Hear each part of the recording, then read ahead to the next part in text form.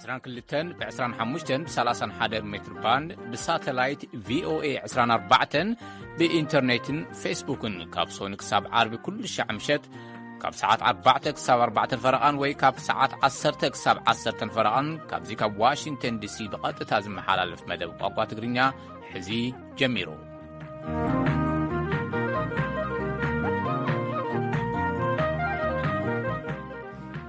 كمي تمسيو زي خبركم سمعتي نايلوم معانت الصولوس 15 سنة كل تشحن 13 عامة مهرات وي 20 كل سنة كل تشحن 20 حادا مدرب زتانا قدوكم قبرة مدهنية زينا بمقدام أبيتي بياز تخايدن لموون زغسلن مرجع زملكت سبساب كنغربركمينا أسعبنا دما إيرتراويان سدتنياتات كاب سيمن تقراي ناب دبوباون كالوت كبابتاتن تقراي يزاورو كمزلو زي قال سبسابان لنا ناب VOA تقرنيا حدش سراحتنيا تسأمبيرنا اللو ساني حيك الله ليوكمي نخل المسانا صنحو فلماقن زينا حيزلو بتر سلطانيو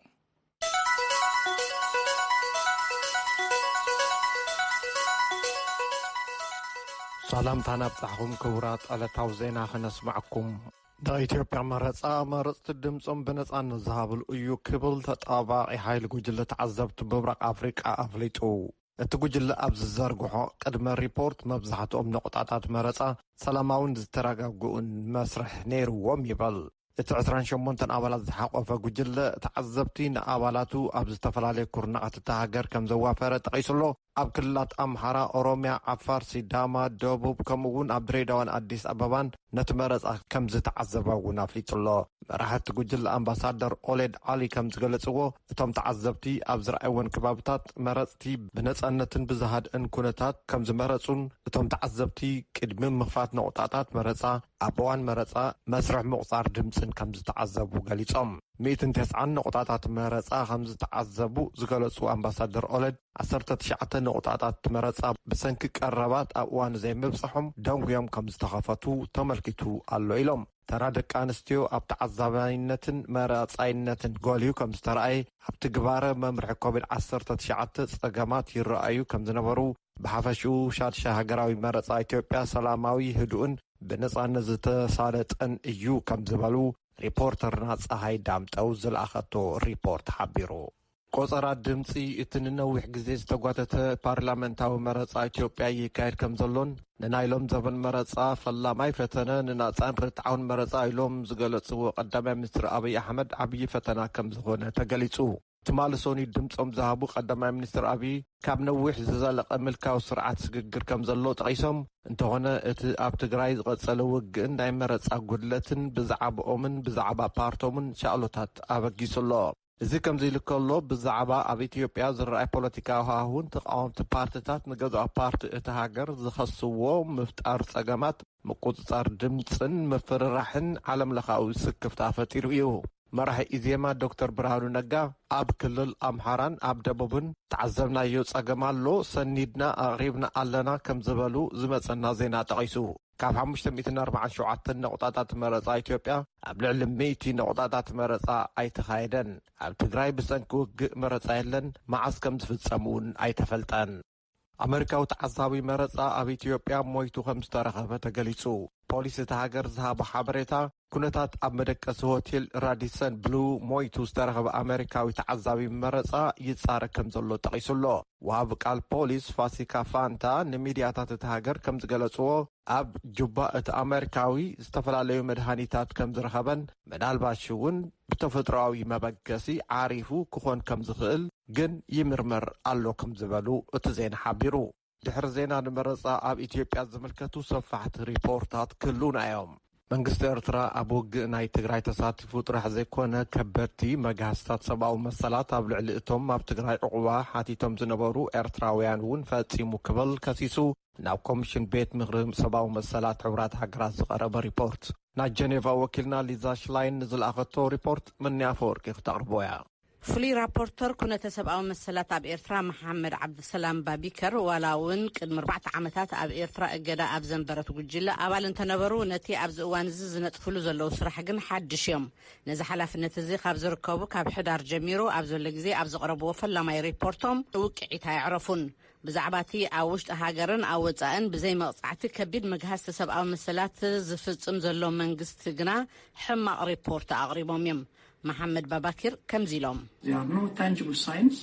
of progress or concrete evidence of improvement in the internal human rights situation. ኩነተ ሰብኣዊ መሰላት ኣብ ውሽጢ ኤርትራ ምምሕያሾም ዝሕብሩ ወይ ንምምሕያሽ ዝተወስዱ ስዳሮታት ንምህላዎም ዝሕብሩ ምልክታት የለውን። ብተወሳኺ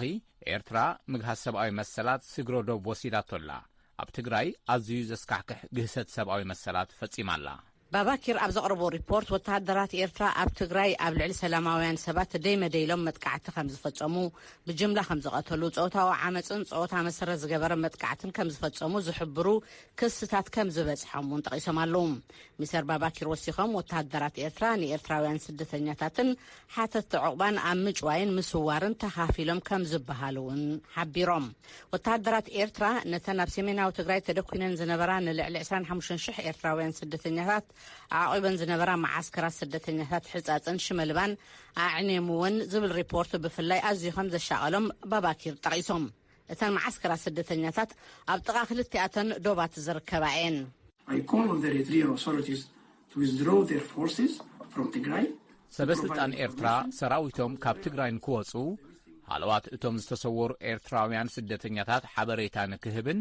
ዝተተሓዙ ኤርትራውያን ስደተኛታት ንክፈትሕን ይጽውዕ ኣለኹ። ንውሽጣዊ ኩነታት ኤርትራ መልኪቶም ሚስተር ባባኪር ኣብ ዘቕርቦ ሪፖርት ክጠቕስዎ ዝኽእሉ እንኳ ኣወንታዊ ምዕባለ ብዘይ ፍርዲ ገሊኦም ንልዕሊ 20 ዓመታት ተኣሲሮም ዝነበሩ ልዕሊ 100 ኣመንቲ እስልምና ኦርቶዶክስን መሰኻኽሪ ህዋን መፍትሖም እዩ ኢሎም ኣለዉ። መንግስቲ ኤርትራ ንኩሎምቶም ኣብ ትሕቲ ሰብኣውነት ዘይብሉን ሃለዋቶም ኣብ ዘይፍለጡሉን ኩነታት ተኣሲሮም ዝርከቡ ፖለቲካውን ሕልናውን እሱራት ንኽፈትሖም እውን ተማሕጺኖም። ንሪፖርቱ ፍሉይ ራፖርተር ባባኪር ግብረ መልሲ ዝሃቡ ኣምባሳደር ተስፋ ሚካኤል ገራህቱ ንህላ ወታደራት ኤርትራ ኣብ ኢትዮጵያ መልኪቶም ዝጠቐስዎ ነገር የለን። ኣምባሳደር ተስፋ ሚካኤል ነቲ ሪፖርት ፖለቲካዊ ክብሉ ብምጽዋዕ ነጺጎምዎ ንሕጋውነት ሓላፍነት እቶም ፍሉይ ራፖርተር ኣብ ሕቶ ምልክት ብምእታው እቲ ቤት ምኽሪ ንስራሕ እቶም ፍሉይ ራፖርተር ክስርዞ ኣለዎ ክብሉ ምዝራቦም ካብ ጄኔቫ ወኪልና ሊዛ ሽለይን ሓቢራላ።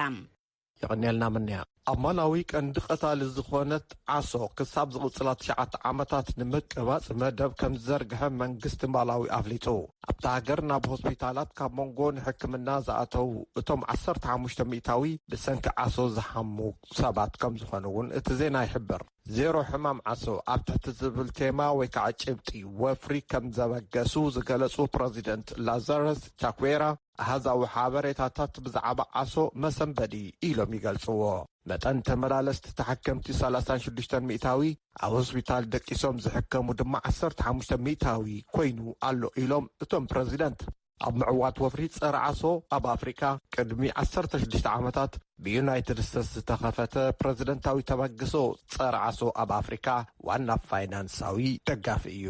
ኣሜሪካዊት ተዋሳኢት አንጀሊና ጆሊ ነቶም ኣብ ቡርኪና ፋሶ ንተፈናቐልቲ ዘዕቐቡ ስድራ ቤታት ተዓዚባ ዓለም ንዓኣቶም ንምሕጋዝ ክንዲ ዝከኣላ ኣይገበረትን ትብል። ፍልይቲ ልእኽቲ ትካል ስዱዳት ሕቡራት ሃገራት ኮይና ተገልግል ዘላ አንጀሊና ጆሊ ሰንበት ንዝተዘከረ መዓልቲ ስደተኛታት ኣብ ዞባ ሳሕል ኣብ ዝተደኮነ ማዓስከር ስደተኛታት እያ ኣሕሊፋቶ። ቡርኪና ፋሶ ኣንጻር ምስ አልቃይዳ ዝወገኑ ምልሻታትን ዳዕሽን ንዝሓለፉ 5 ዓመታት ኣብ ውግእ ተጸሚዳ ትርከብ። ከምኡ ኮይኑ እውን ንልዕሊ 22,000 ስደተኛታት ኣቑባላ። ንኣሶሴትድ ፕረስ ርእይቶኣ ዝሃበት ምስ ትካል ስዱዳት ሕቡራት ሃገራት ንልዕሊ 20 ዓመታት ዝነጠፈት አንጀሊና ጆሊ ናብ ህድኣት ንምምጻእ ዘሎ ተኽእሎ ጸቢብ እዩ፣ ጠንቂ ስደት ሰላማውያን ሰባት ይኹን ዘሎ ውግእ ደው ንምባል መንግስታት ዝከኣሎም ክሰርሑ ኢላ እውን ትጽውዕ። ሕፅር ዝበሉ ዜናታት ኢትዮጵያ ውፅኢት መረፃ ኣብ ካልኦት መረፃ ዝተሳለጠሎም ከብታት ኢትዮጵያ ኣብ ዝቁፀረሉ እዋን መረፅቲ ኣብ ክልል ሲዳማ የድምፁ ውዒሎም። ካብ መንጎ 10 ክልላት ኢትዮጵያ ኣብቶም 4 ንሲዳማ ሓዊሱ መረፃ ኣይተኻየደን። ግብፂ 3 ግብፃውያን ኣብ ማይ ትዝወር መኪና ከም ዝመሃዙን ኣብ ዕዳጋ ቀሪባ ከም ዘላን ተገሊጹ። እታ መኪና ብዘቤታዊ ኣቑሑን ክእለትን ዝተሰርሐት ሞተራ ግና ካብ ጃፓን ዝተረኽበ ከም ዝኾነን እቲ ዜና ሓቢሩሎ።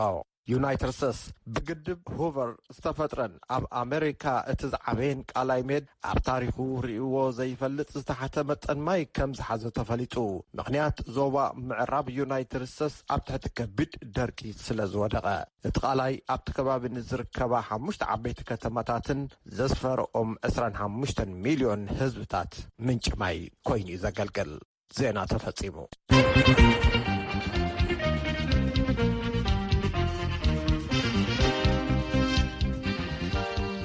ነመስግን በትረን ዜና እዚ ሬድዮ ድምፂ ኣሜሪካ እዩ ናብ ፈላማይ ጸብጻብ ምርጫ ክንሓልፍ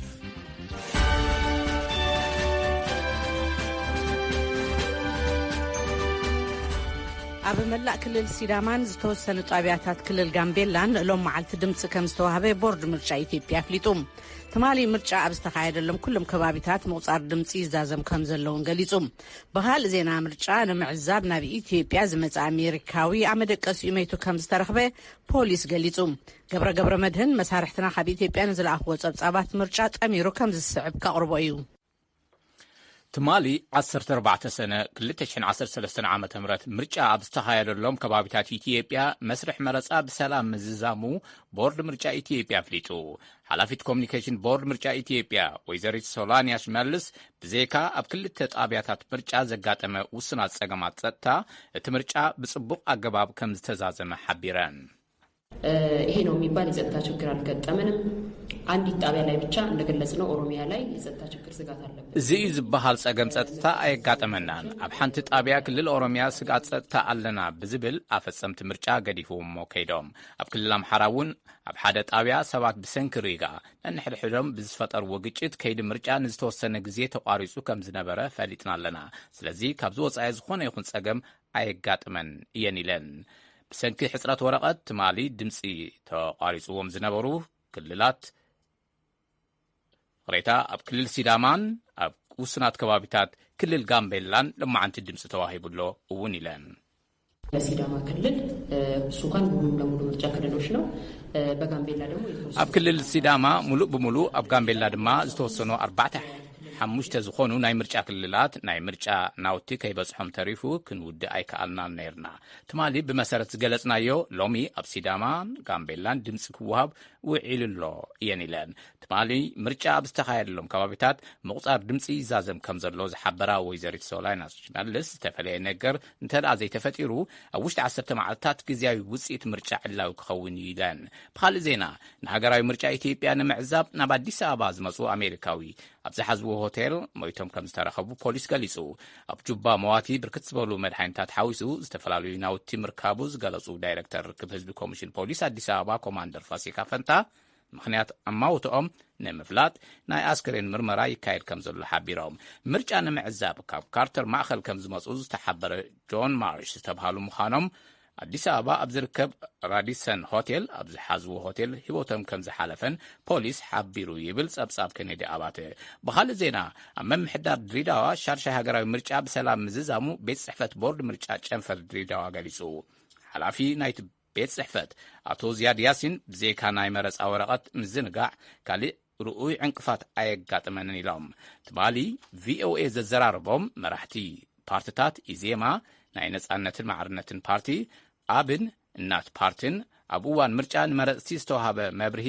ናብ ናይ ገዛኢ ፓርቲ ዘዘንበለ መብርሂ ዝሃቡ ኣፈጸምቲ ምርጫ ከም ዘጋጥሞምን ንቦርድ ምርጫ ሪፖርት ብምግባር ጠጠው ከም ዘበልዎን ዘይተመዝገቡ መረፅቲ ድማ ድምፂ ንምሃብ ፈቲኖም ጠጠው ከም ዘበልዎምን ገሊጾም ነይሮም ሓላፊ ጨንፈር ቤት ጽሕፈት ቦርድ ምርጫ ኣቶ ዝያድ ግን ካብተን ሓናሕቲ ፓርቲታት ዝቐረበ ዝኾነ ይኹን ጥርዓን ኣይነበረን ኢሎም ኣብ ድሬዳዋ ገዛኢ ፓርቲ ሓዊሱ 10 ፖለቲካዊ ፓርቲታት ኣብ ምርጫ ተወዳዲሮም ኣለዉ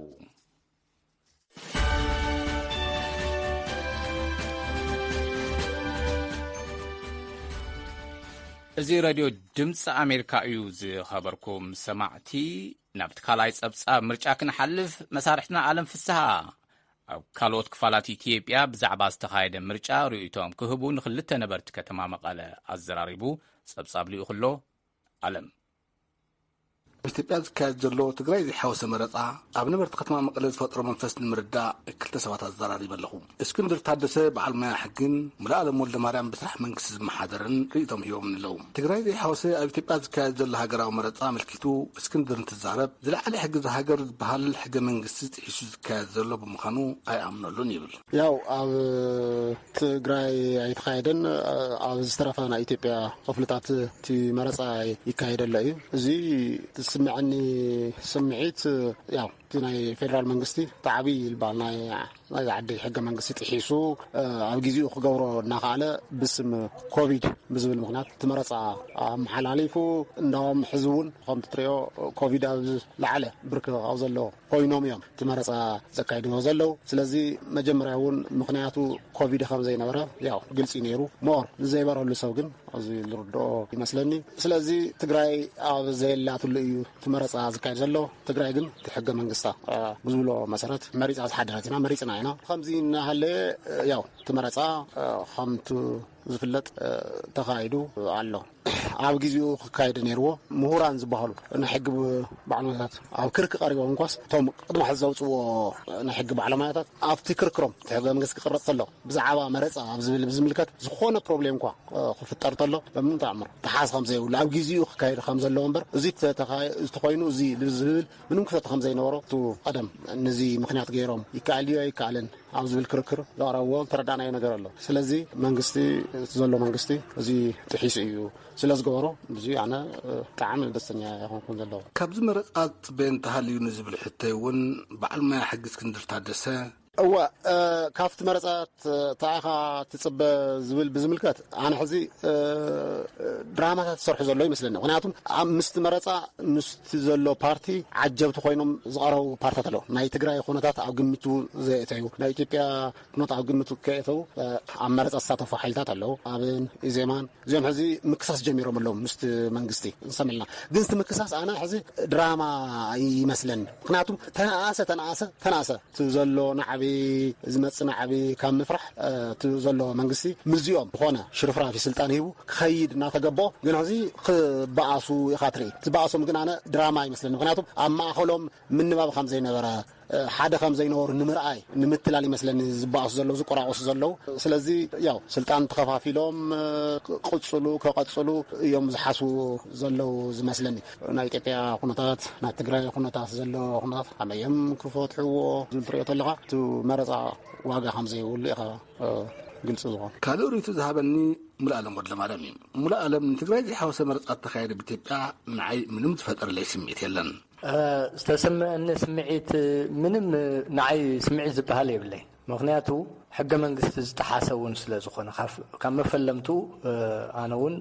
ብውልቀይ ዝቃወሞ እየ። ምክንያቱ ሕገ መንግስቲ ብ87 ዝፀደቐ ሕገ መንግስቲ ኢትዮጵያ ኣሎ። ሕገ መንግስቲ ኢትዮጵያ ኣብ አንቀጽ 54 ቁጽሪ 1 ኣብ አንቀጽ 58 ቁጽሪ 3 ዝብል ተመሳሳሊ ኣብ 5 ዓመት መረፃ ሓድሽ መረፃ ክካየድ ከም ዘለዎ ዕድሚኡ 5 ዓመት ምዃኑ ኣቀዲሙ ቅድሚ ሓደ ወርሒ ሓድሽ መረፃ ገይሩ ነተካእቲ ተወከልቲ ህዝቢ ከረክብ ከም ዘለዎ እዩ ዝድንገግ። 5 ዓመት ሓሊፎም ናብ 6 ዓመቱ ተሳጊሩሎ 6 ዓመት ምስጋር ማለት ሕጋዊ ዘይኮነ መረፃ ምዃኑ እዩ። ስለዚ ኣብ ትግራይ ናይ ባዕሉ ዝኾነ ኣብ 5 ዓመት ልክዓፍታ ሰዓታ ገይሩዋይ መረፃ ዝበሃል ትክክለኛ መረፃ ሕገ መንግስታዊ ኢለ ዝወስዶ ኣብ ትግራይ ዝተኻየደ። ዝሕጂ ዝካየድ ዘሎ መረፃ ግን ተወሰና ኣካላት ኢትዮጵያ መረፃ ዘይገበራሉ ኣብ ህፁፅ ግዜ ኣዋጅ ተኸቢበን ኣብ ዘለዋሉ እሞ ብልእላውነት ከዓ ብካልእ ዓዲ ንህዝብካ ዝተወረረሉ ሕሊፍካ ዝሃብካሉ እዋን ስለ ዝኾነ እቲ ምርጫ ኣይኮነ። ሙሉዓለም ወልደማርያም ካብዚ መረፃት ፅበዮ እንትምልስ ድማ ምንም ዝፅበዮ የብለይን ይብል ኣሎ ሙሉዓለም ወልደማርያም። እዚ መረፃ እዚ ምናልባት ከምቲ ዝበሃል እንድሕርቲ ዘሎ ተወዳደርቲ እንተስዒሮም እውን ትክመፅእ ዝኽእል ናይ ኣህዳውነት ህዝብታትን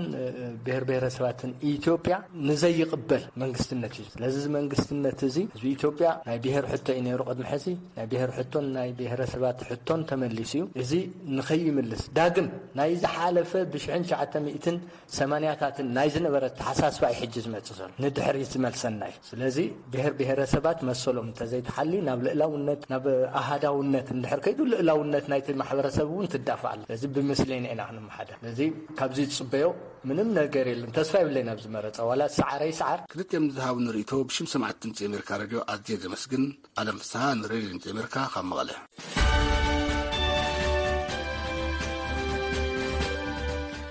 أنا ون عالمي مسكن زي خبركم سمعت زي كابزيكا واشنطن دي سي زي محلال فزلو راديو دمس أمريكايو كمتي أمأتوي زغالسكو ناب VOA مدب قوانقا تقرينيا حدوش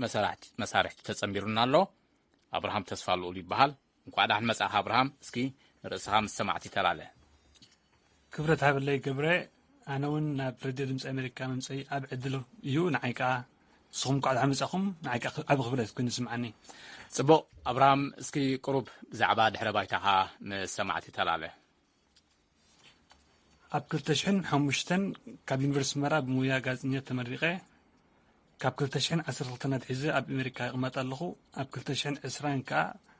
بعودي مرخبيتات ناي دكتوريت معرق وسيدة زحلف 10 عامت كا أب إيرتران أو وساي أمريكا مسأخون مس صحفن غازنية نستحاز نل 10 عامت نتيف اللخو صبغ يعني لي أمو أبراهام دقيمي ونقع دحال مسأها سناينا يسرح زمن كون الخدمة منه زي راديو دمس أمريكا أيو زي خبركم سمعتي ناب زغصل صبصاب كنحلف إيرتراويان سدتنياتات كاب سمين تقراي معسكر سدتنياتات ناب دبوب تقراين كالوت كبابتات تقراين يزاورو مهلاوم منقس إتيابيا حابيرو بمخنيات التوكينات أبلع لتهم سدتنياتات زورده قدات أبقروا بقصرين مقمات كان زفتن تكال سدتنياتات كاب سدت تملستن قاليسو يخون بر والا كوا تزوهاب زنبر حاجز انت زي كنسة مستي اب تقراي كايزلو كوينات تتاحيزو تب سدتنياتات سقاطم يوسخ مهلاو دايركتر تكال سدتنياتاتن تملست سدتن اتو تصفاهون قبزاي تزاريبهم بخال مداي وكيل سدتنياتات حبرات منقستات UNHCR ابز حلف عامد كل تشحن عسران عامة مرات أمل العالم بسن كي قونستات تستمزابلو بزح سدتنياتات سمنان كل تنتبي 4 مليون من بارو يملكت داويت كل موزل أخوص أبصاب صراف سايق تاربايا ኣብ ኢትዮጵያ ዝርከብ ቤት ጽሕፈት ጉዳይ ስደተኛታት ውድብ ሕቡራት ሃገራት ኣብ ዝሓለፈ ዓመት መወዳእታ ወርሒ ጥቅምቲ ኣብ ክልል ትግራይ ብዝተለዓለ ኩናት ስዒቡ ኩነታት ኣብቲ ክልል ዝነብሩ ስደተኛታት ኤርትራ ንምጽራይ ናብቲ ከባቢ ተጓዒዙ ነይሩ ኣብ ሰሜን ትግራይ ማዓስከራት ሸመልባን ሕጻጽን በቲ ኩናት ምዕናዎምን ኣብ ክልቲኦም ማዓስከራት ዝነብሩ ከባቢ 20,000 ካብ ዝበጽሑ ስደተኛታት 9,000 ጥራሕ ኣብቲ ቦታ ከም ዝረኸበ ምግላጹ ዝዝከር እዩ ብኻልእ መዳይ ድማ መንግስቲ ኢትዮጵያ ኣብ ክልቲኦም ማዓስከራት ዝነበሩ ስደተኛታት ኤርትራ የመዝገብ ምህላው ዳይሬክተር ስደተኛታት ተመለስት ስደትን አቶ ተስፋሁን ጎበዛይ ንድምጽ አሜሪካ ተዛሪቦም መንግስት የስደተኛታት ኤርትራ ናብ ካልኦት ከባብታት ይሕልፎም ምህላውን ማዓስከራት ሕጻጽን ሽመልባን ድማ ክዕጸው ወሲኑ እዩ እዮም ዝበሉ ኣብ ማዓስከራት ማይ ዓይንን ዓዲ ሓርሽን ዝርከቡ ስደተኛታት ኤርትራ ኣብ ሰዓት ውን እኹል ሰብኣዊ ሓገዛት ይቀርበሎም ምህላው እዮም አቶ ተስፋሁን ወሲኹም ዝሓበሩ هذا وقطري لعلواي كوميشنر قداي سدتنياتات حبرات هاجرات UNHCR كم زحبرو أب إثيوبيا لعلي 170 زخونو سدتنياتات إيرتراز ركبو خوينهم أب تقراي عفارن أديس أبابان ينبرو መንግስቲ ኢትዮጵያ ድሕነነቶም ስደተኛታት ንምሕላው ይሰርሕ ምህላው ኳን ተገለጸ እቶም ስደተኛታት ግን ብፍላይ ኣብ ቀረባ እዋናት ኣብ ኢትዮጵያ ዘጋጥም ዘሎ ኩነታት ንድሕነነቶም ዘስግአ ምዃኑ ንቪኦኤ ገሊጾምሉ ባለፉት 4-5 ወራት የማጓጓዝ ስራዎች እየሰራን ነው የነበረው አዲስ አበባም ሌሎችም ቦታዎች ላይ ምዝገባ ያካሄድንባቸዋል ኣብ ዝሓለፉ 4-5 ተዋርሕ ናይ ምጓዓዝ ስራሕቲ ኢና ንሰርሕ ነርና ኣብ አዲስ አበባን ካልኦት ከባብታትን ውን መዝገባ ነካይድ ነርና كلتيهم معسكرات كرمز أجمع مخصصاتون انتخونه نمعزاو منجست استفلالي منقصقاسات كجبر صانحيو مس علم لخمم رحتات تتحيزو أبتخك لنيا بوتاس تهانسو بزي منبارهم نسو خيس ساخ عناجن إزخوناتات تفتيرو استفلالي سدتنياتات نمبصح تتقدمنا صانحنا إنا حدا شموخ قال زي دلي نشدشت عمتات أب إثيوبيا منبارو ززارب سدتنيا إرترا بفلاي أب كل التجراي بزتلع خوينات مخنيات أتوم معسكرات مستعصون سدتنياتات مستبتاتنون سدتنياتات إيرترا كاب قبرت سناي تكالات كونه كام منغستي حاجز كرخبو زي مخالهم يقلز كامب لاي بنبرنبت زي يوجوز أورغانيزيشن بلا أبتخامب أبزنبرنا الوان نايمنا سي محبر مسريتنا بو بيلنا زدلنا يهون حتى نيرنا ملس دمان ركب نيرنا دحارجن كل تحواويسو سلاز خوننا نرأس خاحاتيت كاترخبو نقر يلن بمحبر نمدرجاون كبيد كوينو سلام تخوينو ترحيو ناتنا تسفانا እዩ ዝበለ ነዚ ጥርዓን አቶ ተስፋውን ከም ዝኸብሉ መልሲ ይቡ አጠቃላይ ያው በተከሰተው ችግር ምክንያት ብዙ ነገሮች ለተወሰነ ጊዜ ቢሆን ብሓፈሻ በቲ ዘጋጠመ ኩነታት ዝተፈጥረ ጸገም ዝተወሰነ ግዜ እውን እንተኾነ አጸጋሚ ኩነታት ተፈጢሩ ነይሩ እዩ ብፍሉይ ንስደተኛታት ዘጋጠመ ጸገም ይኹን ዝተቋረጸ ሓገዝ ግን የለን ድሕሪ ምኽባር ሕጊ ዝተፈጥረ ጸገም የለን ኩሉ ናብ ዝነበረ ተመሊሱ ትምህርቲ እውን ጀሚሮም እዮም ዝበሉ ብሓፈሻ መዕቆብን ውሕስናን ደልዮም ካብ 26 ሃገራት ናብ ኢትዮጵያ ዝኣተዉ ከባቢ 1 ሚልዮን ዝጽጉዑ ስደተኛታት ኣብ ትግራይ ቤንሻንጉል ጉሙዝ ጋምቤላ ሶማሌ ዓፋርን አዲስ አበባን ከም ዘለዉ አቶ ተስፋውን ይዛረቡ ኢትዮጵያ ዝዓበየ ቁጽሪ ስደተኛታት ዝዕቆበት ሃገር ጥራሕ ዘይኮነትስ ኣብ ምብራቕ አፍሪቃ ካልእ ዝለዓለ ቁጽሪ ስደተኛታት ካብ ዝውሕዙላ ሃገር እውን እያ ኢሎም ንኣብነት ኣብ ጎረባብቲ ሃገራት ሱዳንን ኬንያን ጥራሕ ስጋብ 80,000 ዝጽጉዑ ኢትዮጵያውያን ስደተኛታት ከም ዘለዉ ሓበሬታ ውድብ ሕቡራት ሃገራት ይሕብር እዞም ኢትዮጵያውያን ስደተኛታት ከከም ዝተዓቆብሉ ሃገርን ጉዳይ መነባብሮን ካልኦት ውጻእ ውረዳትን ከም ዝሓልፉ ይዛረቡ ውድብ ሕቡራት ሃገራት ኣብ ኬንያ ዝርከቡ ክልተ ዓበይቲ ማዓስከራቱ ደዳብን ካኩማን ኣብ ውሽጢ ክልተ ሰሙን ንኸዓጾ ኣብ ኬንያ ሓላፊ ቤት ጽሕፈት ጉዳያት ውሽጢ ሃገር መጋቢት 15/2013 ዓመተ ምህረት ኣዚዙ ምንባሩን ተሓርግና ላዕለዋይ ቤት ፍርዲ ኬንያ መንጎኛ ኮይኑ ምዕጻውቶም ማዓስከራት ንሓደ ወርሒ ክጸንሕ ውሳነ እንተሕለፈውን ሚኒስትር ጉዳያት ውሽጢ ሃገር ኬንያ ምስ UNHCR ተዛቲና ኣብ ክልቲኡ ከባቢ ዝርከቡ ማዓስከራት ስጋብ ሰነ 2022 ክጸንሑ ወሲኑ ኣብ ክልቲኦም ማዓስከራት ስደተኛታት ልዕሊ 410,000 ስደተኛታት ዝርከቡ ኮይኖም ውሳነ መንግስቲ ኬንያ ከም ዝተሓሳሰቦም ይዛረቡ ድሕረት ውሳነ ናብ ኬንያ ዘምርሑ ላዕለዋይ ኮሚሽነር ጉዳይ ስደተኛታት ሕቡራት ሃገራት ፊሊፖ ግራንዴ ምስ ፕሬዚዳንት ኬንያ እሁሩ ኬንያታ ተራኺቦም ዘትዮም ነይሮም ኣብቲ ሚያዝያ 21/2013 ዓመተ ምህረት ኣብ ቤተ መንግስቲ ኬንያ ኣብ ዝተገብረ ዘተ ዝተረኽቡ ሚኒስትር ጉዳያት ውሽጢ ሃገር ፍሬድ ማቲያንጊ ማዓስከራት ስደተኛታት እቲ ሃገር ቀወምቲ መንበር ክኾኑ ከም ዘይብሎም ንኮሚሽነር ግራንዴ ሓቢሮምሎም ማቲያንጊ ወሲኾም ካብ ሃገራት ምብራቕ አፍሪቃ ተሰዲዶም ኣብ ኬንያ ተዓቂቦም ንዝርከቡ ስደተኛታት ፍቃድ መንበርን ስራሕን እቲ ኩነታት ዕለባት ስጋብ ዝረክብ ንዕቁባ ሓተቲ ዝግበር ዝነበረ ሓገዝ ከይቋረጽ ፊሊፖ ግራንዴ ምሕታቶም እቲ ትካል ገሊጹ ነይሩ ይኹን እምበር ኣብ ዝመጽእ ዓመት ሰነ 2022 ዓመተ ምህረት ማዓስከራት ስደተኛታት ደዳብን ካኩማን ክዕጸው ንዝብል ውሳነ ምስቶም ስደተኛታት እኹል ዘተ ከም ዘይተገብረሉን ሓደ ሽሞም ክገልጹ ዘይደለዩ ኣብ ደዳብ ዝነብሩ ኢትዮጵያዊ ስደተኛ ተዛሪቦም 13 ሰነ 2013 ወይ ድማ ብኣቆጻጽሪ ኣውሮፓ 20 ሰነ 2021 ኣብ መላእ ዓለም መዓልቲ ስደተኛታት ተባሂሉ ዝፍለጥ ዕለት እዩ UNHCR ጀኔቫ ካብ ዝርከብ ዋና ቤት ጽሕፈቱ ኣብ ዘውፅኦ መግለጺ ኣብ 2020 ጥራሕ ካብ ከባቢኦም ዝተፈናቐሉ ቁጽሪ ሰባት 82.4 ሚልዮን ምብጽሑ ገሊጹ እዩ